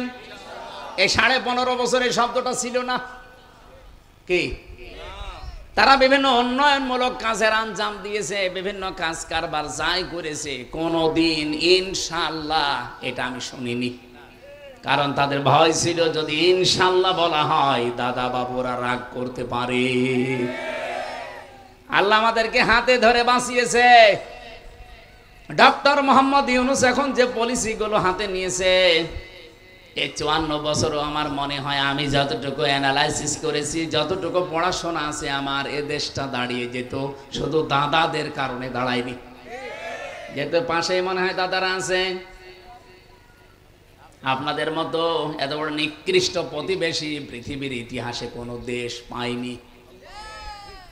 আন্তর্জাতিক মিডিয়াগুলো আজ রিপোর্ট দিচ্ছে আপনাদের সাথে কোনো একটা দেশের মিল নেই। পাকিস্তানের তো দা কুমড়ার সম্পর্ক, আফগানিস্তানের সাথে একটা চিকন বর্ডার আছে, তাও তাদের সাথে মিল নেই। মালদ্বীপের সাথে মিল নেই, ভুটানের সাথেও মিল নেই, মায়ানমারের সাথেও মিল নেই, সিরিয়ার সাথে তো নেই। বাংলাদেশের সাথে মিল ছিল, কন্যা ছিল, কন্যা নেই, মিল নেই। আপনারা যা করছেন প্রতিবেশী এ কাজ করে না। আল্লাহর ঘরগুলো একটা একটা করে ভেঙে ফেলছেন আর বলছেন এখানে 500 বছর আগে এখানে মন্দির ছিল। পৃথিবীর মানুষেরা মাটির নিচে তেল পায়, গ্যাস পায়, সোনা পায়, রূপা পায়, আর এই কুলাঙ্গাররা মাটির নিচে শুধু মন্দির পায়। তাও যেখানে সেখানে না, যেখানে মসজিদ আছে ওই জায়গায় পায়। আমরা যদি এখন বলি ঢাকার স্বামীবাগের যে মন্দির ইসকন, এটা 1000 বছর আগে এখানে মসজিদ ছিল, ভেঙ্গে মসজিদ বানাবো, কেমন লাগবে আপনাদের? আমরা আপনাদের মতো এরকম নাফরমান না। এ বাংলাদেশে আমরা যে জাতির লোকই আছি না কেন, এই দেশটা আমাদের। কথা বলেন না কেন? এখানে ইহুদি হোক, খ্রিস্টান হোক, মুশরিক হোক, বৌদ্ধ হোক, মুসলমান হোক, সব আমরা বাংলাদেশি। এক কথা বলেন। যা করছেন এতদিন, অন্তত কন্যার কারণে আমরা কিছু বলি নাই। কন্যা নেই, এখন যা আরম্ভ হয়েছে, 7 সিস্টার যদি ভেঙে যায়, আর ভেঙে যাবে। নবীজির হাদিস নেই যে টুকরা টুকরা হবে কোরআনের গায়ে যারাই হাত দেবে। এর আগে যারাই হাত দিয়েছিল আপনি তাকান, রাশিয়ার দিকে 12 টুকরা হয়ে গিয়েছিল। এই কথা বলছেন না কেন? 1500 বছর আগে আল্লাহর ঘর মসজিদ কাবা শরীফ, এখানে হাত দেওয়ার কারণে এদের পূর্বপুরুষ যারা আব্রাহা, আল্লাহ কাসফে মাকুল বানিয়ে ফেলেছেন। আপনারা এখনো পর্যন্ত যদি ওই লাইনে থাকেন, গতকালকে একটা মসজিদ ভেঙেছে, এভাবে যদি অব্যাহত রাখেন ভারত 33 টুকরা হবে আর কয়েকদিনের ভেতরে। পৃথিবীর মানচিত্রে এখন 257টা রাষ্ট্র, আর এই 7টা যদি ভেঙে 7 সিস্টার 7টা রাষ্ট্র হয়, কত হবে? হ্যাঁ, 7টা বেড়ে যাবে না? আর আমরা মনে হয় এগুলো যদি আমাদের হক, তো এগুলো যদি আমরা পেয়ে যাই, মালয়েশিয়ার চাইতে আমাদের এই দেশ আরো বড় হয়ে যাবে ইনশাআল্লাহ। আর সেদিকে এগিয়ে যাচ্ছে। ভয় দেখিয়েছিল আমাদের যে না খাওয়িয়ে মারবে, এমন অবস্থা করেছে ওরা। এখন এই যে বিভিন্ন বর্ডার আছে না, পেঁয়াজ আলু পচে পচে নষ্ট হয় আর গালি দেয় দাদারে। ডক্টর মোহাম্মদ ইউনূস, ওনার মাথা না একটা ম্যাগনেট। আপনি দেখেছেন কোন জায়গায় কি করেছে? এগুলোর একটা নিয়ম আছে। আমি আয়াতের ব্যাখ্যায় পড়েছি, এই জন্য যাবো ওইদিকে। হযরত মুসা আলাইহিস সালামের জামানার কথা বলছি, আমি তাফসীর থেকে যেগুলো পড়েছি সেইগুলো বলছি। হযরত মুসা আলাইহিস সালামের জামানার কথা। মুসা নবী আলাইহিস সালামকে আল্লাহ রাব্বুল আলামিন 23 বছর পর্যন্ত ফেরাউনের বাড়িতে লালন পালন করেছিলেন। কত বছর? 23 বছর পর্যন্ত যারা লালন পালন করলেন, এই লোকটা আল্লাহর নবী মুহাম্মদ সাল্লাম 23 বছর একটা অন্যায়, একটা অপমান, একটা অন্যায় অবৈধ কাজের দিকে খেয়াল করে পুরা ফেরাউনের তক্তকে নড়িয়ে দিয়েছিলেন। আপনি তাকান, এই 2024-এ যারা জীবন দিয়ে গেল এদেরও কিন্তু ঠিক এইরকমই বয়স। 5 বছর 6 বছরের ছেলে মেয়েরা ক্লাসে যায়, ওখান থেকে যারা ইন্টারে পড়ে, খুব বেশি হলেও যারা অনার্সে মাস্টার্সে পড়ে, তাদের বয়স দেখবেন 22-23-এর ভেতরে। কথা বলেন না কেন? কিছুই বলি না। 18 বছরে আমরা হঠাৎ করে দেখলাম এই 23 বছর 22 বছরের ছেলে মেয়েরা কি এমন অদৃশ্য, কি এমন পেয়েছে, একটা অন্যায় এই শব্দটা সামনে নিয়ে তারা আন্দোলন আরম্ভ করেছিল। মুসা আলাইহিস সালামের সূরা কসসের তাফসীরে পড়েছি, পৃথিবীতে কোন স্বৈরাচার জালেম এদেরকে যদি কেউ হটাতে চায়, সর্বপ্রথম 1 নম্বরে যে কাজটা করা লাগবে তার নাম জ্ঞান অর্জন করা লাগবে। বেলালে ভাই শিবিরের ছেলে মেয়েদের নাম বলছিল, ছাত্রী সংস্থা, ছাত্র শিবির, এমনি বলে নাই। এরা ওই 18 বছর না, বাংলাদেশে 54 বছরই একাধারে, সেই 77 সাল থেকে প্রতিষ্ঠিত হওয়ার পর থেকে সবচাইতে বেশি গুরুত্ব দিয়েছে তারা জ্ঞানকে, এলেমকে। এই জন্য আপনি দেখবেন একেবারে নিচ থেকে উপর পর্যন্ত উঠতে হলে চেহারা দেখে দেয় না, দেখে দেয় তার জ্ঞান গরিমা আছে কিনা। কমপক্ষে 42টা বই পড়া লাগে। কয়টা? এখন আরো বেড়েছে। সাথী হওয়ার জন্য প্রায় 42টা, সদস্য হওয়ার জন্য আমি যখন ছিলাম আমি 72টা পেয়েছিলাম। আপনি চিন্তা করেন, 72টা বই আপনার ক্লাসের বই বাদ দিয়ে এক্সট্রা আপনাকে পড়ে পরীক্ষা দেওয়া লাগবে। এখন 81টা হয়ে গেছে। আমি তো সেই 9 সালের কথা বলছি, ওই সময় 72টা ছিল, এখন 81টা বই পড়া লাগবে। তা যেমন তেমন করে পড়ে আপনি নকল করে হবে না, পরীক্ষা দিয়ে পাস করা লাগবে ওই বইয়ের উপরে। এতটুকু শেষ করেননি, মুসা আলাইহিস সালাম আল্লাহকে বলেছিলেন, রব্বুল আলামিন তুমি যে আমাকে পাঠাতে চাও, ইযহাবি ইলা ফিরআউনা ইন্নাহু তাগা। 23 বছর পরে আমি 23 বছর বয়সে দেশ থেকে পালিয়ে চলে গেলাম, এরপরে ওই দেশ থেকে আবার এসেছি। দেশে আসার পরে তুমি আমাকে ঘোষণা দিলে যে ফেরাউনের কাছে যাও, সে তাগুত হয়ে গেছে। তাগুতের যতগুলো কাজ কারবার আছে আমি 4টা পেয়েছি। এই এদিকে তাকান, তাগুতের যত কাজ আছে, প্রধান কাজ তাগুতের কয়টা? আরো জোরে বলেন। 1 নম্বরে তাগুত নিজে আল্লাহর আইন মানে না, অন্য কেউ মানবে, মানতেও দেয় না। আরে 15.5 বছর এটা সবচেয়ে বেশি হয়েছে। নিজেরা তো মানতোই না, কেউ একটু মানবে, মানতেও দেবে না। এই কোরআনের আয়োজন করা এটা মুসলমানের ইমানের দায়িত্ব। কারণ বাল্লিগু আন্নি ওয়ালাউ আয়া, একটা বাক্য জানা থাকলে পৌঁছিয়ে দাও, এটা ফরজ। এই ফরজ দায়িত্ব পালন করার জন্যই গত বছর এই দিনে এখানে তাফসীর মাহফিলের আয়োজন করেছিল মুহাদ্দিস আমিরুল ইসলাম বেলালী সহ এলাকার মানুষেরা। নাকি লোক দেখানোর জন্য? বলেন বলেন, যে যতটুকু জানবে ওইটা পৌঁছিয়ে দেবে, এটা নামাজের মতো ফরজ। বাল্লিগ দেয়নি, বাল্লিগু বহু বছর। নবীর আদেশ শুধু হামজার প্রতি একা। যেই বিশ্বাস করে আল্লাহ একজন আছে, রাসূলুল্লাহ আমাদের নেতা, তার কাছে যতটুকু পৌঁছাবে ওইটাই সে যেন ছড়িয়ে দেয়, এটা ফরজ। কারণ বিদায় হজের ভাষণে দায়িত্ব নবীজি আমাদেরকে দিয়েছেন। আজ যারা উপস্থিত আছো, যারা অনুপস্থিত, তাদের কাছে পৌঁছিয়ে দেওয়া, এটা চলবে ইলা ইয়াউমিল কিয়ামা, কিয়ামত পর্যন্ত। 1500 বছর আগে বলেন তো আমরা কি ওই ময়দানে উপস্থিত ছিলাম? বলেন ছিলাম? 1500 বছর পার হয়ে গেছে, কিন্তু হাদিসটা কি শেষ? এর হুকুম চলবে কতদিন? সুতরাং এখান থেকে কিয়ামত পর্যন্ত যারা আসবে তাদের কাছে পৌঁছিয়ে দেওয়ার দায়িত্ব এখন আমাদের। আর এইটা পালন করার জন্য এই লক্ষ লক্ষ টাকা খরচ করে আয়োজন করেছিল। কিন্তু আমি বাগাসরা এসে প্রায় 7-8 ঘন্টা বসে, আপনারা আসতেই দিলেন না। কি হয়ে যেত? বিএনপির মতো এত বড় দল, জামাতের মতো এত বড় দল নড়াচড়াই করাতে পারে নাই, আর আমি 1-1.5 ঘন্টা বক্তব্য দিয়ে জালেমকে হটিয়ে ফেলবো। কি ভয় ছিল আপনার? সুতরাং এই যে ভালো কাজগুলো, ইবাদত গুলো নিজেও করে নাই, মানুষ যে করবে করতেও দেয় নাই, এইটার নাম তগুত। এই তগুত এলাকায় ছিল না, তার মানে বোঝা যাচ্ছে তগুত দেশে ছিল। 2 নম্বরে তগুতের কাজ হচ্ছে, তগুত যেহেতু ফেরাউন, ও বলেছিল দারুনি আকতুল মুসা, আমাকে ছেড়ে দাও, আমি মুসাকে হত্যা করব।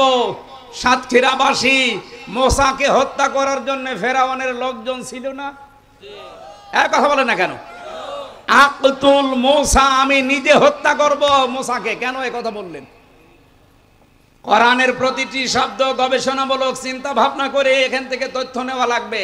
তার তো হাজার হাজার লোক লস্কর ছিল, তার সেনাবাহিনী ছিল, প্রশাসন ছিল, ফাঁসি দিতে পারত। কেন সে নিজে বলল আমি মুসাকে হত্যা করব? আইয়ুবাদদিলা দীনাকুম, আমি আশঙ্কা করছি, ইন্নী আখাফু আইয়ুবাদদিলা দীনাকুম আও আইয়ুযহিরা ফিল আরদিল ফাসাদ, সে আমার রাষ্ট্রের নিয়ম নীতি পাল্টিয়ে দেবে। এই পৃথিবীতে যে সমস্ত স্বৈরাচার সরকার বিদায় নিয়েছে তাদের আচরণ এই ছিল, তারা যেই দেখতো যে আমার রাষ্ট্রের বিধান যারা পাল্টাতে পারে তাদেরকে আমি নিজে হাতে হত্যা করব। এ বাংলাদেশেও এরকম একটা ঘটনা ঘটিছে মেজর বজলুল হুদার ক্ষেত্রে। এই কথা বলেন না কেন?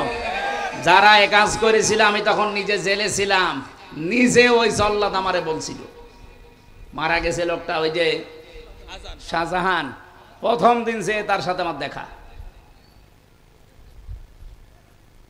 স্বৈর শাসকের বিরুদ্ধে ও যখনই টের পায় যে না এটা একটু ঝামেলা হতে পারে, তখন আর তারা জীবিত রাখে না। তার বাংলাদেশে উৎকৃষ্ট উদাহরণ শহীদ মীর কাশেম আলী।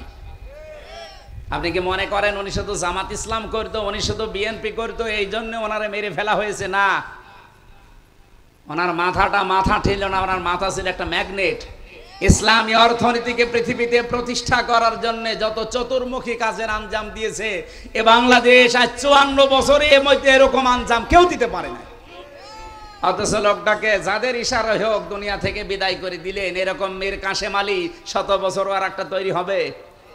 যা তৈরি হয় সব খালি খাই খাই করে, আর উনি শুধু দিয়েছে, শুধু দিয়েছে। এক কথা বলেন না কেন? একটা জিনিসও কবরে নিয়ে গেছে। তার তৈরি করা যত কিছু এখন লক্ষ লক্ষ মানুষের কর্মসংস্থান তৈরি হয়েছে। আপনি ফতোয়াবাজি করেন, আপনি কি বানিয়েছেন? সেই ইসলামী ব্যাংক বানিয়েছে, ইবনে সেনা বানিয়েছে, ইসলামী ব্যাংক হাসপাতাল বানিয়েছে। আপনি চট্টগ্রাম বিভাগে যান, বান্দরবন, খাগড়াছড়ি, ওদিকে সিলেট, মৌলভীবাজার, যত কিছু দেখবেন হাজার হাজার লক্ষ লক্ষ মানুষের জন্য তার যে অবদান। আমারে নিজে কারারক্ষী এসে বলছিল কুতুব ভাই যে হামজা ভাই এই লোকটার যেদিন ফাঁসি হবে সেই দিন আমি নিজে, আমারে বলছে এনারে প্রস্তুতি নিতে বলো। আমি যে বললাম যে স্যার আপনার আর বেশি সময় নেই, মাত্র 3 ঘন্টা আছে, আপনি সেজে গুজে প্রস্তুতি নেন, জল্লাদ চলে আসবে। উনি আমারে বলছে এখনো 3 ঘন্টা। আমি 2 ঘন্টা ঘুমালাম, তুমি আমারে 1 ঘন্টা আগে ডাক দিও। দেখলাম ঠিক উনি ঘুমিয়ে গেছে। 1 ঘন্টা আগে ডাকলাম, ঘুম থেকে উঠে উনি গোসল করলেন, ওযু করার পরে এশার নামাজ শেষ করলেন। আমারে বলছে কুতুব ভাই আমি রেডি আছি, আপনি জল্লাদকে ডাক দেন। মনে হচ্ছে উনি শ্বশুর বাড়ি যাবে। আমারও দায়িত্ব ছিল এই লোকটা।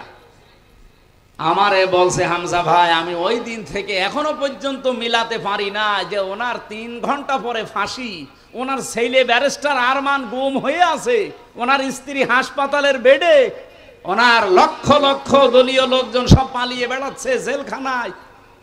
তো ওনার ঘুম আসলো কি করে? আমি বললাম কুতুব ভাই আপনি বসেন না, আমি বুঝে ফেলেছি। সূরা হামিম সেজদার 30 নম্বর আয়াত আমারে 1500 বছর আগে জানিয়েছে।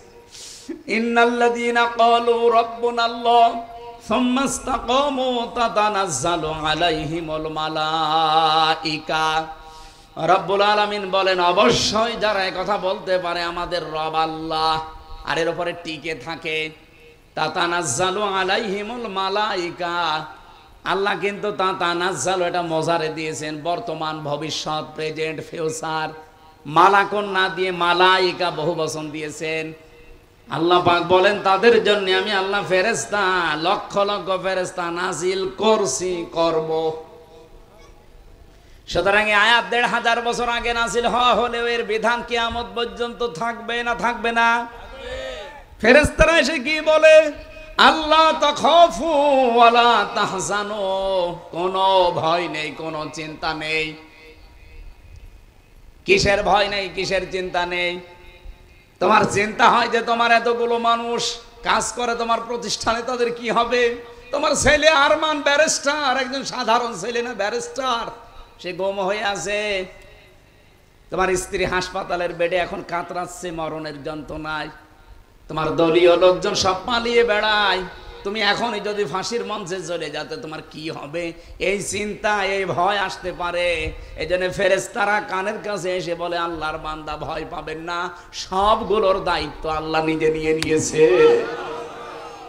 ব্যারিস্টার আরমানের দায়িত্ব আল্লাহ নিয়েছিল, এটা তার বাবার কানে ফেরেশতারা শুনিয়েছে, এই কারণে সে এখনো বেঁচে আছে। নাই তো যে জায়গায় ছিল, আমি মাত্র 10 দিন ছিলাম আয়না ঘরে, তাও মিনিটাই। আমাদের তো সাধারণ ভাবে রেখেছিল, তাই আমার 9 দিন মনে হচ্ছে 9 বছর গেছে। আর ওনারে 9 বছর, এদিকে 3.5 হাত, এদিকে 1.5 হাত, সামনে টয়লেট দেওয়া, তাও কোনো দরজা নেই, কোনো দেওয়ালও নেই, ওদের সামনে বসে বসে টয়লেট করা লাগে। এইভাবে হাত বেঁধে দেয় চেয়ারে। আমি নিজে দেখেছি, আমার সামনে নিয়ে গেছে একজনের, আমারও মাটির নিচে নিয়েছিল, হাত পা বেঁধে, চোখ বেঁধে। আমার চেয়ারে বসাইনি, কিন্তু আমার আগে যারে নিয়েছিল ছাত্র দলের একজনকে, সে বলছিল যে আমার চেয়ারে বসিয়েছে, এই হাতের সাথে আর পায়ের সাথে ক্লিপ লাগিয়ে দেয়, এই গলার সাথে বেল্ট বেঁধে দেয়, একবার শুধু সুইচ টিপ দেয়, 1 মিনিটে 120 বার ঘোরে। আপনার মাথার মগজ সব এলোমেলো হয়ে যাবে, 1 মিনিট পরে মনে হবে আমি 10টা দুনিয়া দেখতে পাচ্ছি। টয়লেট করার জন্য 24 ঘন্টায় মাত্র 1.5-2 মিনিট সময় দিত। 1.5-2 মিনিটে মানুষের টয়লেট হয়। আমার সাথে মুফতি ফখরুল ভাই ছিল, উনি বলছিল হামজা ভাই আপনার সাথে কি করেছে আমি জানি না, আমার র্যাবে তুলে নিয়ে গিয়েছিল ওই মাটির নিচে, ওটা উত্তরাতে, মাটির নিচে নিয়ে এই যে পায়ের ভেতর দিয়ে ভাবে হাত দিয়েছে, দিয়ে সামনে লোহার ব্যারিকেড দেওয়া, ওর সাথে হাতে হ্যান্ডকাপ লাগিয়ে দিয়েছে। 24 ঘন্টা বসে থাকতাম। এই যে শুয়ে থাকা, এটা যে কত বড় নিয়ামত আমি এখন টের পাচ্ছি। সকালে কয়টা পচা ছোলা দিয়ে যেত, আর দুপুর বেলা কয়া 1 মট ভাত দিত, তা মনে হচ্ছে কেউ মাখিয়ে দিয়েছে। আর এখনো পর্যন্ত অনেক জালেম স্ট্যাটাস দেয় যে বুবু কি করেছে, যে বুবুর পালানো লাগলো, তোমার সাথে তো করেনি। তোমার বাবারে যদি এভাবে 10 বছর গুম করে আয়না ঘরে রাখতো, তুমি টের পেতে। কথা বলে না কেন? এখনো জালেমের পক্ষে সাফায় গান আপনি মানুষ।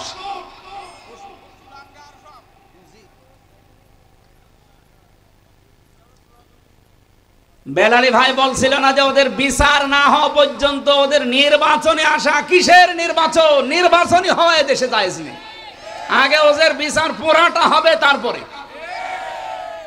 আমি ভিকটিম তো, আমি নিজে দেখেছি, যা করেছে আমার মা মাতালি তুলে গালি দিত। আরে ভাই আমি নাই দোষ করেছে, আমারে আপনি মারেন, আমার চোখ বেঁধে রেখেছিল, টাঙিয়ে রেখেছিল, যা করেন করেন, আমার মা কি করেছে? আমার মায়ের বাবা তুলে গালি দিলেন আপনি? মাথা থেকে পা পর্যন্ত একটা চুল পরিমাণ জায়গা আমার বাকি নেই যেখানে টর্চার করে নাই, মানসিক এবং শারীরিক। আমি একটা সাধারণ মামলার আসামি, আর আমারে ফাঁসির কন্ডেম সেলের ভেতরে রেখে 24 ঘন্টা তালা লাগানো। মনে হচ্ছে আমি কি করেছি, অথচ ফাঁসির আসামি ওখানে রাখা হয়, যারা মার্ডার মামলার আসামি তাদের। আর আমার মতো একটা কি বলবো মূল্যচুরি মামলাও না, আমার সন্দেহ ভাজন ভাবে ধরেছিল যে হতে পারে। তাই যদি 3 বছর যায়, যাদের ভিডিও ফুটেজ আছে 2724 জন মানুষকে আপনি 24 সালে মেরে ফেলেছেন। আগামী গত বছর তো বাদই দিলাম, শুধু 1 সালে এগুলো সব ভিডিও ফুটেজ আছে না? যিনি হুকুম দিয়েছেন অবশ্যই তাকে এর দায়ভার নেওয়া লাগবে। আমার একটা ঠনকো মামলায় যদি 3 বছর জেল হয়, 2732 জন মানুষ মামলার মার্ডার মামলার আসামি, কতবার তারে ফাঁসি দেওয়া যায় বলে? আয়না ঘরে রাখার দরকার নেই, প্রত্যেকবার ফাঁসি দেবে না জীবিত করবেন আবার ফাঁসি দেবে, কিয়ামত পর্যন্ত চলবে। আর এখনো পর্যন্ত লজ্জা শরম থাকলে মানুষের কথা বলে যে আমি পাশে আছি, চট করে ঢুকে পড়বো। আপনি মানুষ, বিবেকের ধারণায় তো লজ্জায় মরে যাওয়ার কথা, এ কথা বলে না কেন? আমি হালকা পাতলা পেয়েছি তাই যদি আমার এমন রাগ হয়, তাহলে ব্যারিস্টার আরমানের সামনেও যদি পড়ে, ওরে জিন্দা খেয়ে ফেলবে না? সুতরাং যারা লাফাচ্ছেন নির্বাচন না, সংস্কার যখন আরম্ভ হয়েছে, আমরা চাই সংস্কার এদেশে 100% হওয়া লাগবে, তারপরে নির্বাচন। নাই না দিলে ওই আগের মতো আবার দিনের ভোট রাতে হয়ে যাবে। আমার 33 বছর বয়স, 92 সালে আমার জন্ম। 18 বছর থেকে যদি ভোট দিতে আরম্ভ করতাম, আমি 3 বার ভোট দিতে পারতাম, একবারও পারি না। তার মানে দেশের নির্বাচন হয়েছে। আমি যে কথা বলতে চাচ্ছিলাম, স্বৈরাচারকে হটানোর জন্য সর্বপ্রথম কি লাগে বলেন তো? হযরতে মুসা আলাইহিস সালাম আল্লাহকে বলেছিলেন রব্বি জিদনি, বলেন না কেন? রব্বি জিদনি ইলমা, হে আল্লাহ তুমি আমার জ্ঞান বাড়িয়ে দাও। শুধু জ্ঞান থাকলে স্বৈরাচারের মোকাবেলা করা যায় না, 2 নম্বরে শক্তি লাগে। কি লাগে? আল্লাহ রাব্বুল আলামিন এইটা জানিয়েছেন, সাহস লাগবে, শক্তি লাগবে। ক্বালা রাব্বি শরহ লি সাদরি ওয়ায়াসসির লি আমরি ওয়াহলুল উকদাতাম মিন লিসানি ইলা আখির আয়াত। হযরত মুসা এটা চেয়ে নিয়েছিলেন, হে আল্লাহ স্বৈরাচারের সামনে দাঁড়াতে হলে শুধু আমার জ্ঞান দিয়েই হবে না, কারণ জ্ঞানের কথা তারা বুঝবে। বলেন না কেন? না, স্বৈরাচার জ্ঞানের কথা বোঝে না। জ্ঞানের কথা যদি বুঝতো, আমাদের শিক্ষা ব্যবস্থায় তারা আলু ভাজি, ডিম ভাজি, পটল ভাজি দিত না। জ্ঞানের কথাগুলো তারা বোঝে নাই। এই জন্য আমরা এখন চাচ্ছি, যিনি আছেন 2 জন নবীর নাম তার, মুহাম্মদ, ইউনুস, কয়জন? অন্তত 2 জন নবীর নাম নিয়ে আপনি বসে আছেন। শিক্ষা ব্যবস্থায় 96% মুসলমান এই দেশে আমরা চাই 1 থেকে মাস্টার্স পর্যন্ত 100 মার্কের কোরআন আর হাদিস কম্পালসারি দেওয়া লাগবে। এটা চান না আপনারা? এ বিশ্বে এখনো যদি দাঁড়িয়ে যেতে চান, মাস্ট বি আপনাকে শিক্ষা ব্যবস্থায় পরিবর্তন আনা লাগবে। আমি মালয়েশিয়া ইন্টারন্যাশনাল ইসলামিক ইউনিভার্সিটি, যেটা মালয়েশিয়া, ওখানে গিয়েছিলাম। ওনারা এই পৃথিবীর 1000 বিশ্ববিদ্যালয়ের ভেতরে 66 নম্বরে আছে, আর বাংলাদেশের একটা বিশ্ববিদ্যালয় 1000-এর ভেতরে নেই। এই ডিম ভাজি, আলু ভাজি, পটল ভাজি দিয়ে হবে? গবেষণা করা লাগবে। তারা এক একটা শব্দ নিয়ে গবেষণা করে করে নতুন কিছু তৈরি করে, আর আমরা একটা সইও বানাতে পারি না, আর বানাতে পারি শুধু দলাদলি। ওরা কোরআন শরীফের ভেতর আমি 2টা আয়াত পড়লে আমার কাছে ভয় লাগে, কারণ এই 2টা আয়াত বলতে গিয়ে আমার আল্লাহ জানিয়েছেন যে দলাদলি করবা না। ওয়াতাসিমু বিহাবলিল্লাহি জামিআ ওয়া লা তাফাররাকু, কোরআন সবাই মিলে আঁকড়িয়ে ধরো। আল্লাহ কিন্তু ওয়াতাসিমু দিয়েছেন, কেন খোঁজ দিতে পারতেন না? বা খুজু, এতে না দিয়ে খুজু দিলে অর্থ হয়ে যেত। শুধু ওয়াতাসিমু দিয়ে আল্লাহ শেষ করে দিতে পারতেন। বিহাবলিল্লাহ দিলেন, আবার জামিয়া দিলেন, আবার ওয়ালা তাফাররাকু, এত শব্দ দেওয়ার দরকার কি? প্রথম শব্দ দিলেই তো আমরা বুঝে ফেলতাম। কোরআন কেন্দ্রিক যেখানেই কোনো বিষয়, সেখানে মত পার্থক্য করা, দলাদলি করা, এই যে ফতোয়াবাজি করা, এটা হারাম, নিষিদ্ধ। আর এক জায়গায় সূরা শুরা 13 নম্বর আয়াতে আছে, আকিমুদ্দিন ওয়ালা তাতাফাররাকু ফি, দিন কায়েমের বিষয় আসলে সেখানে কোনো মত পার্থক্য, দলাদলি, কি কথা বললেন না? এই জায়গায় মত পার্থক্য করা হারাম, এখানেও হারাম। অথচ বাংলাদেশ সহ বিশ্বের বিভিন্ন জায়গায় দেখবেন যত দলাদলি, যত মত পার্থক্য, খালি এই 2 জায়গায়। কোরআনের কাছে আসতে বললে তখন বিভিন্ন ফতোয়া বের করে, আর দিন কায়েমের কথা বললে যত রকমের আজে বাজে ফতোয়া আসে। এমনকি কত মানুষ এই দেশে এখন অলরেডি বলা আরম্ভই করে দিয়েছে কোরআনের সাথে রাজনীতির কোনো সম্পর্কই নেই। আমার এই ছোট্ট মাথা কি আছে এর ভেতরে? কোরআনের ভেতরে নামাজের কথা ৮২ জায়গায়, আপনারা জানেন, আমিও জানি। রোজার কথা মাত্র এক জায়গায় আছে, যাকাতের কথা আছে ৮২ জায়গায়, হজের কথা মাত্র এক জায়গায়। আর কোরআন দিয়ে রাজনীতি করা লাগবে আল্লাহর জমিনে ৯১৮ জায়গায় আছে। আমার ছোট মাথায় যদি ৯১৮ জায়গায় পাই, মোশাররফ সাহেব, বেলালী সাহেবের এত বড় বড় মাথা তো আরো বেশি পাবে। আর যারা ফতোয়া দেয় তাদের মাথা দেখেন তো কত বড়, এ দুইজনের মাথা জোড়া দিলে তার চাইতে বড় হবে, আর তারা বলে একটা, এত পায় না। যারা এই কথা বলে বিশ্বাস করে, সত্যি সত্যি বলছে তারা মুনাফিক হয়ে গেছে। কোরআনের সাথে রাজনীতির সম্পর্ক নেই। তাহলে আলাহুল খালকু ওয়াল আমরু আয়াত কেটে বাদ দিয়ে দেন, ইনিল হুকমু ইল্লা লিল্লাহ আয়াত কেটে বাদ দিয়ে দেন, লিল্লাহি মা ফিস সামাওয়াতি ওয়া মা ফিল আরদ, লিল্লাহি মুলকুস সামাওয়াতি ওয়াল আরদ। এই আয়াতগুলো আল্লাহ খেলা করার জন্য দিয়েছে। এই জন্য আমাদের ঐক্যবদ্ধ হওয়া লাগবে, সাহস বুকে তৈরি করা লাগবে। হযরতে মুসা তিনি সাহস চেয়েছিলেন আল্লাহর কাছে যে আমার বক্ষটা উন্মুক্ত করে দেন। আল্লাহ রাব্বুল আলামিন হযরতে মুসা দোয়া করার পরে দিলেন। আর আমাদের নবী যিনি, তিনি দোয়া করা লাগে না, আল্লাহ তাকে দিয়ে জানিয়েছেন আলাম নাশরাহ লাকা সাদরাক ওয়া ওয়াদানা আনকা ওয়িজরাক। জোরে বলেন আল্লাহু আকবার।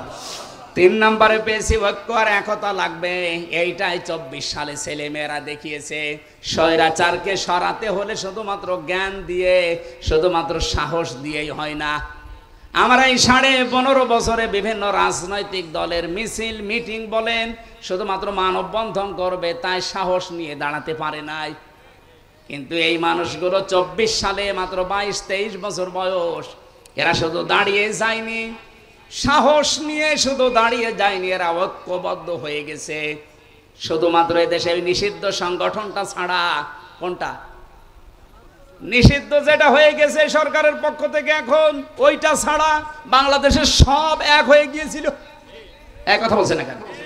আপনি দেখেছেন বিএনপি বলেন, ছাত্র দল বলেন, ছাত্র শিবির বলেন, ছাত্র মৈত্রী বলেন, ছাত্র ইউনিয়ন বলেন, ছেলে বলেন, মেয়ে বলেন, তখন আর কেউ ছিল না, সব এক।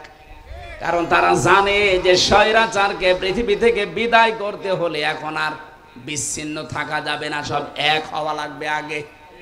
আমার মনে হয় আল্লাহ এগুলো তৈরি করে দিয়েছিলেন। ৪ নম্বরে সরঞ্জামাদি লাগবে। সরঞ্জামাদি হযরতে মুসাকে আল্লাহ সর্বপ্রথম যেটা দিয়েছিল তার নাম লাঠি। তার নাম কি? আমা তিলকা বিয়ামিনিকা ইয়া মুসা, তোমার ডান হাতে ওইটা কি? ক্বালা হিয়া সায়া, তিনি বললেন লাঠি। এ লাঠি কি শুধু লাঠি? লাঠির ভেতরে এমন ক্ষমতা আল্লাহ দিয়েছিলেন, ফেরাউনের সব কিছুকে ধ্বংস করে ফেলেছিল। সুতরাং আজ এই বাংলাদেশ যদি দাঁড়াতে হয়, লাঠি হাতে নেওয়া লাগবে। এই লাঠি মানে শুধুমাত্র বাঁশের লাঠি না, এমন এমন লাঠি তৈরি করা লাগবে যে লাঠি দিয়ে দেশের সব অন্যায় ঝাঁটিয়ে বিদায় করা যায়। মুহাম্মদ রাসূলুল্লাহর জীবনী পড়ে রাহিকুল মাখতুমি আছে। উনি মানুষ একজন, ওনার বাড়ি যে অবস্থায় ছিল জীর্ণ শীর্ণ খেজুরের পাতা, কিন্তু বাড়ির সামনে ৯টা ঘোড়া বাঁধা থাকতো। কয়টা বলেন বলেন? ওনার বল্লভ ছিল, তীর ছিল, ওনার জুলফিকার ছিল, ওনার যতগুলো জিনিস লাগে নিজেকে আত্মরক্ষা করার জন্য, একজনের তো একটা হলেই হয়। তিনি ৮ double ১০ double ১০ double ১২ double ১৭ double পর্যন্ত রেখে দিতেন। কেন? আজ বাংলাদেশ ৫৪ বছর হয়ে গেল, একটা অ্যাটম বোম বানাতে পারে না। পাকিস্তানে আছে, দাদারা একটু ভয় পায়। এই কথা বলছে না কেন? আমাদের মনে হয় আমাদের সামনে অন্তত এরকম কিছু তৈরি করা দরকার, নয়তো ওই দাদাদের কাছে কিয়ামত পর্যন্ত থাপ্পড় খাওয়া লাগবে আর দাঁত পড়ে যাবে। আমরা সামনে দাঁড়াতে চাই না, বলেন বলেন? এই জন্য সরঞ্জামাদি তৈরি করা লাগবে। ওয়া'উদ্দু লাহুম মাসতাতা'তুম মিন কুওয়াতিন ওয়া মির রিবাতিল খাইল তুরহিবুনা বিহি আদুওয়াল্লাহি ওয়া আদুওয়াকুম। হে নবী, ইসলাম ধ্বংস করার জন্য ওরা যেটা হাতে নেয়, ওইটাকে উল্টিয়ে আপনি ইসলামের পক্ষে কাজে লাগাবেন। সুতরাং আজ ওরা যা যা হাতে নিয়েছে ওইটাই উল্টিয়ে এখন ইসলামের পক্ষে কাজে লাগাতে হবে। ৪ নাম্বার ৫ নম্বরে পেয়েছি আমি, সাহায্য লাগবে আল্লাহর। শুধু সরঞ্জাম হলেই হবে না, সাহায্য লাগবে না।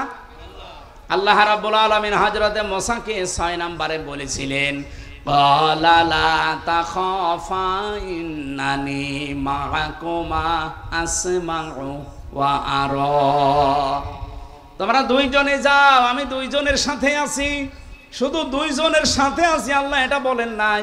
হযরতে মুসা মাঝখানে তিনি বলেছিলেন ওয়াখি হারুন হুয়া আফসাহু মিন্নি লিসানান ফারসিলহু মা'ইয়া রিদান ইউসাদ্দিকুনি।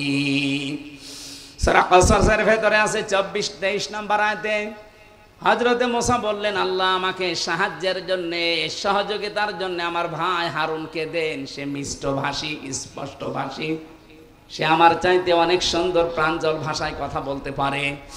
আজ বাংলাদেশে ঠিক ওই 5 নাম্বার কায়দাটা দাঁড়িয়ে গেছে।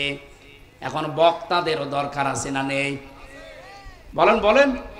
একামতে দিন কায়েম করার জন্য যারা চেষ্টা চালাচ্ছেন তাদেরকে সত্য প্রমাণ করার জন্য, তাদের চরিত্র যে আসলে সত্য, তাদের অ্যাক্টিভিটিস, তাদের কাজ কারবার আসলেই যে এই পৃথিবীতে প্রমাণিত সত্য, এদের পেছনে পেছনে বক্তা যারা স্পষ্ট ভাষায় প্রাঞ্জল ভাষায় কথা বলে মানুষকে বোঝাতে পারে। নবীজির পাশে একজন ছিল, তার নাম হাসান বিন সাবিত। তার নাম কি?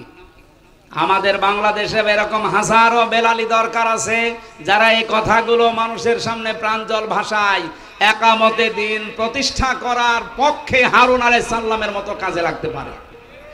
সেই সময় এখন চলছে, আমরা কাজে লাগাতে চাই ইনশাআল্লাহ। আল্লাহ পাক বলেন মুসা ময়দানে ছেড়ে দিয়ে শুধু আমি আরশে বসে বসে তামসা দেখি না, আসমাউ ওয়া আরা, আমি সব শুনতে পাচ্ছি এবং আমি সব দেখতে পাচ্ছি। সুতরাং এখন আমাদের দেশের যে অবস্থা, এই অবস্থায় আমার আল্লাহ অবশ্যই আমাদেরকে দেখছেন। আমাদের ইখলাস, আমাদের অ্যাক্টিভিটিস, কাজ কারবার এগুলো আরো বাড়াতে হবে। মা বোনেরা যারা এসেছেন, ওয়াজাদাকা দাল্লান ফাহাদা, আমি এমনি বলি নাই। হযরতে মুসাকে আল্লাহ পাক বলেছিলেন আসমাউ ওয়া আরা, আমি সব দেখতে পাচ্ছি এবং সব শুনতে পাচ্ছি। মুহাম্মদুর রাসূলুল্লাহকে আল্লাহ বলেছিলেন হে রাসূল, আপনাকেও আমি দেখতে পাচ্ছি, আপনি পথ অনুসন্ধানের জন্য খোঁজ করতে আছেন, আপনি পথ সম্পর্কে অনবহিত আছেন, জ্ঞাত নেই। আপনাকে আমি পথের দিশা দিয়েছি, সেই পথের দিশা এখন সামনে আসতেছে। এই পথ পাওয়ার জন্য একটাই মাত্র মাধ্যম, পথ, তার নাম কোরআন। তার নাম কি? কোরআনের এই মাদ্রাসা আপনারা যারা প্রতিষ্ঠিত করেছেন, আল্লাহ রাব্বুল আলামিন এখান থেকে আমাদের হেদায়েতের মশাল এবং পথ যেন প্রশস্ত করে দেন, বলেন আমিন। মা বোনেরা যারা এসেছেন আপনাদের আদর্শ বানাবেন হযরতে খাদিজাতুল কুবরা রাদিয়াল্লাহু তাআলা আনহাকে।